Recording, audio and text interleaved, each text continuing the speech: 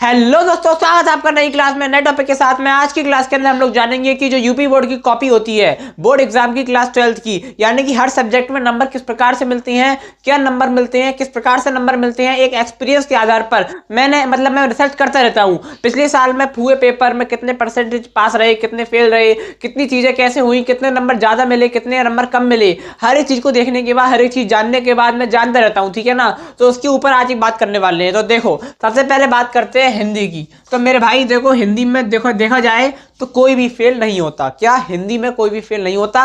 और मेरी बात सुनो, अगर हर सब्जेक्ट में बना बना के लिखाते हो आप, तो किसी भी सब्जेक्ट में कोई भी फेल नहीं होता। ये बात तो आप सुन लो, पहले अपना डर खत्म कर लो, डर हल्का कर लो, ठीक है ना। अब देखो क्या होता है। अब आपका हिंदी का पेपर है। हिंदी के पेपर में शुरुआत में 10 MCQ आते हैं, जिस प्रकार से गोदान किसकी रचना है, तार सप्तक का प्रकाशन वर्ष कौन सा है, इस प्रकार से क्वेश्चन आते हैं। अगर आप इन क्वेश्चन में कमेंट करके बताना कि आपके कितने सही गए।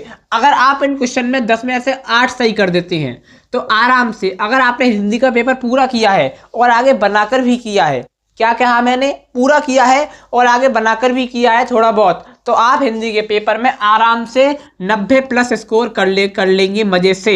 और अगर थोड़ा सा ऊंच नीच हुआ तो 80 प्लस तो आपका कहीं नहीं गया, और किस्मत चली तो आराम से 95 प्लस आप स्कोर कर लेंगे, अगर 10 में से 8 सही कर देते हैं तो। ये होता है हिंदी का पेपर, ठीक है ना। लेकिन अगर आपने यहीं पर कर दिया थोड़ा मामला खराब, यहाँ पर मामला खराब तो नहीं कहेंगे, 3 सही कर दिए, 2 सही कर दिए, 4 सही कर दिए, तो फिर आपको वहां पर हिंदी में एवरेज मार्क्स, अब ऐसा नहीं है कि 50 मिल जाएंगे, नहीं, यहाँ पर आपको एवरेज मार्क्स हिंदी में मिल जाते हैं। आपको मान के चलो 60 से 70 के बीच में ये आपको मार्क्स हिंदी के अंदर मिलते हैं, अगर आपने इतने सही करे हैं तो, ठीक है ना। अधिकतर माना जाता है ऐसा, ठीक है। तो ये हो गई हिंदी की बात। अब बात रही तो आपकी इंग्लिश की।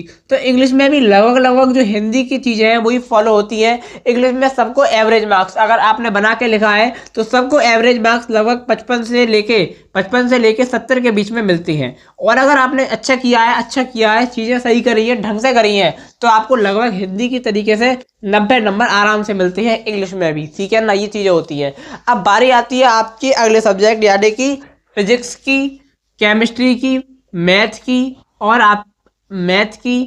आपके बायोलॉजी की। तो देखो, आपके अगर मैथ और आपकी केमिस्ट्री और फिजिक्स और बायोलॉजी, ये ऐसे सब्जेक्ट हैं जिसमें आपको 100 नंबर मिलते हैं, यानी कि पूरे में पूरे नंबर भी मिलते हैं। देखो, इन आपके 30 सब्जेक्ट में तो आपका क्या कहते हैं 30 नंबर का प्रैक्टिकल ही होता है, ठीक है। 70 नंबर लाने होते हैं। कितनी भी अगर आपने मतलब क्या कहते हैं पेपर खराब हुआ हो, लेकिन अगर आपने पेपर पूरा किया है तो आपको क्या कहते हैं लगभग कितना भी करके चलो 40 नंबर 70 में से आराम से आ जाते हैं। 40 और 30 70 हो जाते हैं, तो आपको 70 नंबर आराम से मिल जाते हैं। किसमें? केमिस्ट्री में हो गया, फिजिक्स में हो गया, बायोलॉजी में हो गया, ठीक है ना। और अगर आपने अच्छा किया है और अच्छा करने का प्रयास किया है तो उसमें आपको 100 नंबर भी मिलते हैं, 90 95 नंबर भी मिलते हैं। ये एक एक्सपीरियंस है, मैंने पेपर्स देखे हैं पिछले सालों के, मैंने रिजल्ट देखे हैं, जो रिजल्ट है, ठीक है ना। हिंदी में मेरे खुद के नंबर आए थे, केमिस्ट्री में मेरे खुद के 92 नंबर आए थे।